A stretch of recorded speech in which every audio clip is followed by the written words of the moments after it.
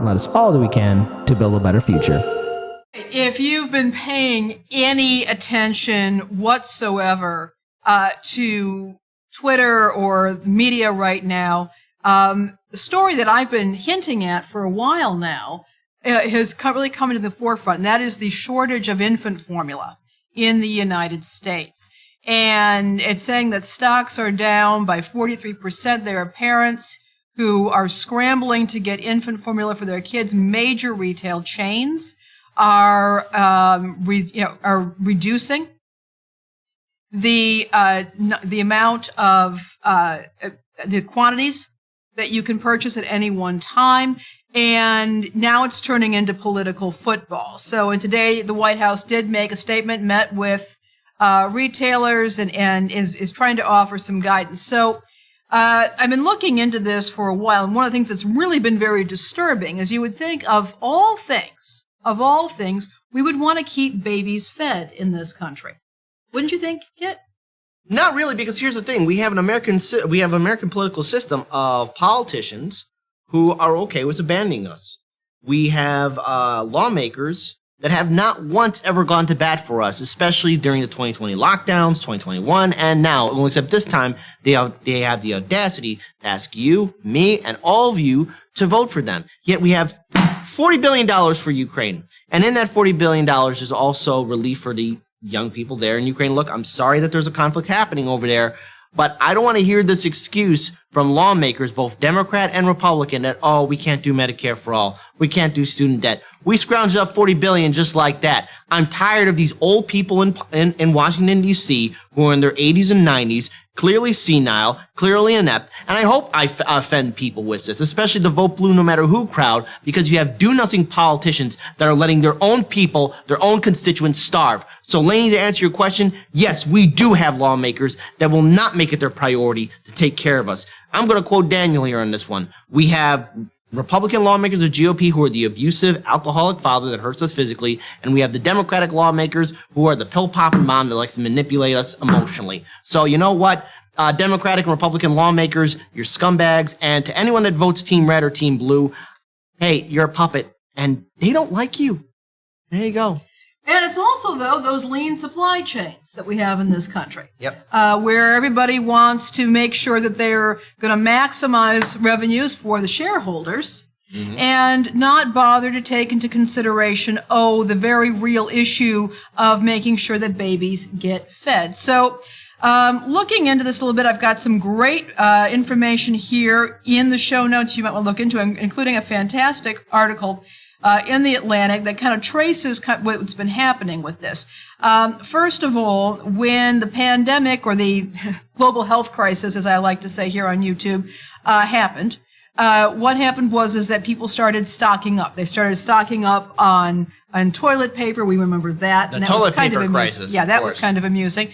But they also started stocking up on infant formula. So that meant there was a shortfall later on when people weren't buying infant formula. So, because they'd already stocked up. So that skewed the supply chains, even though the supply chain, the manufacturers might have possibly considered that, yeah, we know what just happened here, and therefore we'll just up production because we know it's going to, we know that it's going to increase.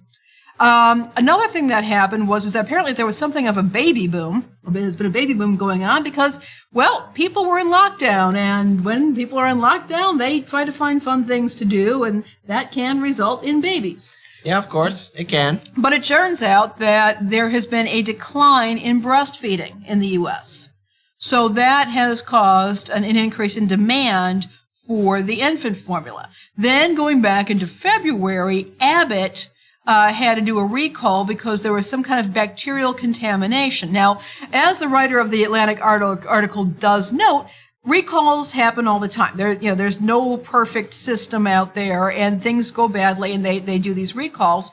But the problem is that in the U.S., there's only a handful of companies that actually make infant formula, because the biggest buyer of infant formula is the United States Department of Agriculture's Women, Infants, and Children program.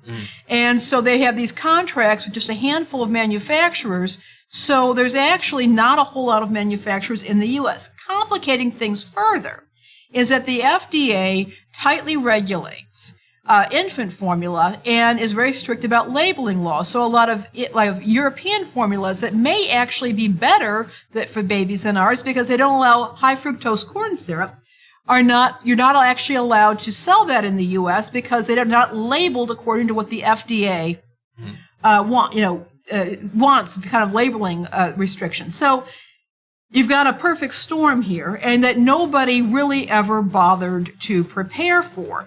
And now people have been hoarding the formula. And the issue for many of these families is, as I've discussed on the show, there are babies who can only tolerate, or in toddlers can only tolerate certain formulas. Right. They have allergies, they have bad reactions, they have, their guts just can't handle certain formulas. As I also mentioned, I talked about that young man, a teenager, who has a very serious medical condition where he's allergic to most foods. He's got a tube into his stomach, and he was only able to ingest the Abbott formula. And when it was pulled from the market, there was a bad situation there. And a number of problems are going to result from this, not the least of which is that we know, for example, in developing nations, what can happen when families cannot afford or access infant formula, which is one of the reasons why the Nestle Corporation was the target of so many boycotts back in the 70s and 80s because of their efforts to push infant formula in developing nations when the people living there could not mix it properly because they had tainted water or they could not afford it. So what can happen is that families might, for example, try to thin out the formula. Well, that's bad for the baby. The baby's not getting appropriate nutrition, and that can cause all kinds of problems, including starvation. They might, for example, try to make their own infant formula, which can be very dangerous because people usually are not prepared at home to make up a formula that is going to provide the level of nutrition and calories that a baby needs. You're just not going to be able to do that. In fact, when infant formula came out, I want to say it was probably in the 1920s, it revolutionized what happened to children whose mothers died or who were unable to care for them. It meant that people could actually adopt babies. Orphanages did not lose as many babies at that point to death and starvation. So that's a real issue there. So the White House has finally been taking action. There's been a lot of pressure on the White House.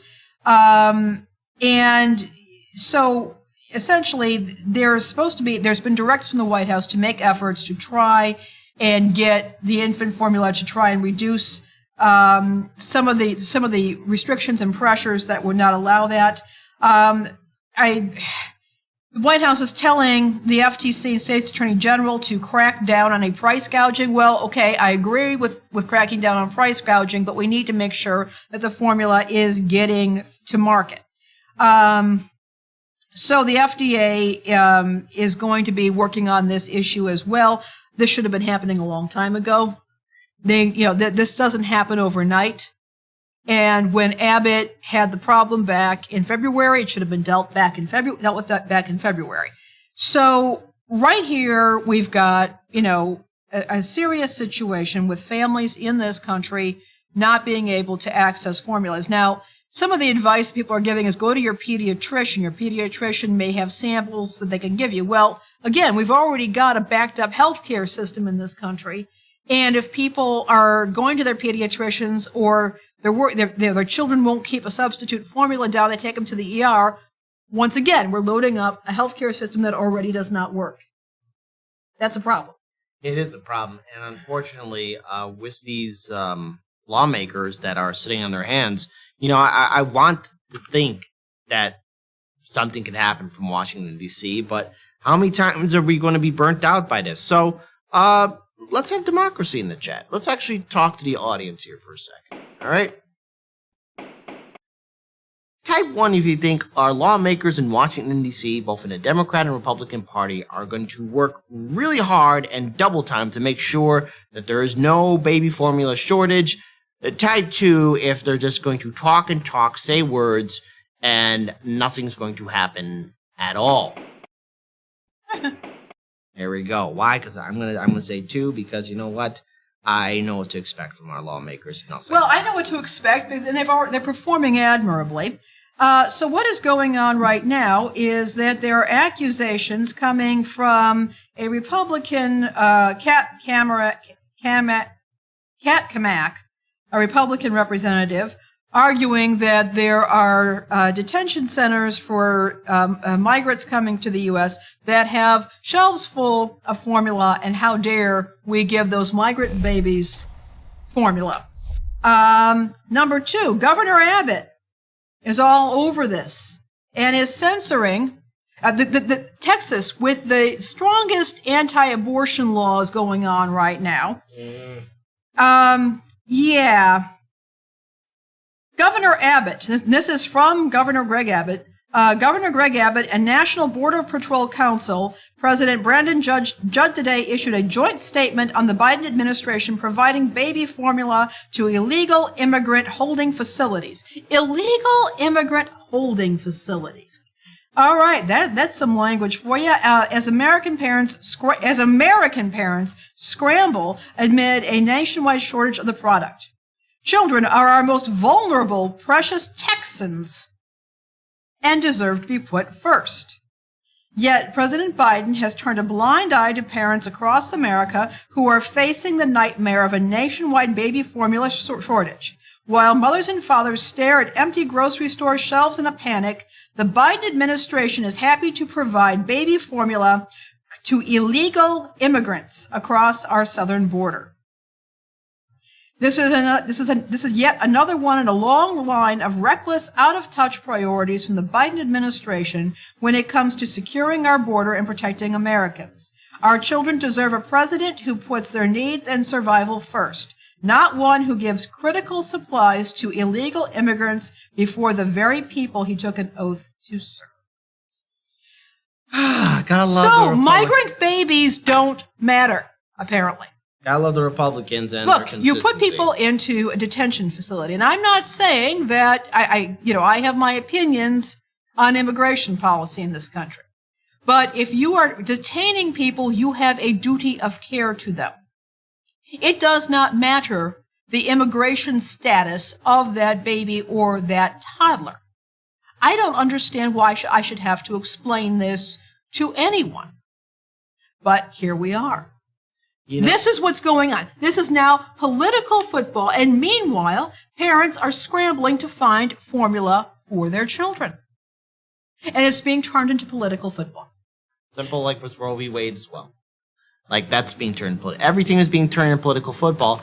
And you think no matter partisan political football. And you think no matter who wins, anything's going to change. Look, the Republicans could take over the House and Senate. It could be 50-50, or the Democrats maintain their majority or get more seats. Nothing's going to goddamn change. So here's what has to happen. We need to start doing and building movements that are not connected to Washington, D.C. Because I'm tired of all these larger leftist channels that have been saying, oh, we just got to vote Democrat. Oh, we just got to trust the squad. We got to do this. Hey, squad members and everyone that was a sycophant for the squad, awfully quiet now knowing that the squad members voted $40 billion for the $40 billion for Ukraine. What about our families? What about the baby formula? What about, fighting to codify Roe v. Wade? Nothing at all. See, this is what I mean by our lawmakers being feckless and cowards, and you know what? They're just assuming that we're going to be suckers and keep on voting for them. I'm not going to waste my vote for Democratic lawmakers or Republican lawmakers because they're all the same. They're scumbags. Yeah, they are scumbags, and so are the powers that be that prop up and donate to those campaigns because they can't even manage their own supply chains to ensure that things like infant formula remains available.